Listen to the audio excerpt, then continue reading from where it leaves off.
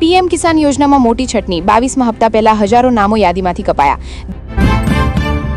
દાંતીવાડા ડેમની મુખ્ય કેનાલનું રિપેરિંગ કામ પૂર્ણ ન થતા ખેડૂતો સિંચાઈના પાણીથી વંચિત. લીંબુડા ગામની 150 વર્ષ જૂની પરંપરા. મિની સંસદમાં મજૂરો માટે સમય મર્યાદાનો ઐતિહાસિક નિર્ણય. વેરાવળમાં ઘઉં કાપણીની મોસમ પૂરજોશમાં. 14,050 હેક્ટરમાં ઘઉંનું વાવેતર. અમદાવાદના સુભાષ બ્રિજને લઈ મહત્વના સમાચાર. 9 મહિનામાં બ્રિજ ચાલુ કરવાનું આયોજન. વિસાવદરના હસનાપુર ગામના ખેડૂતોને સરકારની એક પણ સહાય મળતી નથી. સરથાણામાં તાપી નદીમાં નાહવા ગયેલા 2 યુવકો ડૂબ્યા. સતત બીજા દિવસે ફાયર બ્રિગેડ દ્વારા શોધખોળ શરૂ. પ્લાસ્ટિકના કારખાનામાં મશીન કામ દરમિયાન વૃદ્ધનો હાથ આવી ગયો. માથામાં ગંભીર ઈજા સાથે જૂનાગઢ રિફર. સરકારના આશ્વાસનથી કંટાળ્યા ઉમેદવારો. ચિત્ર શિક્ષકોએ હલ્લાબોલ કરી આંદોલનની ચીમકી આપી.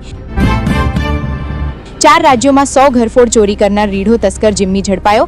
18 લાખથી વધુનો મુદ્દામાલ કબજે. શિણાઈ અને શનિદેવ મંદિર પાસે કેનાલમાં બાળકો ગરકાવ. કલાકો વીતવા છતાં ભાળ ન મળી.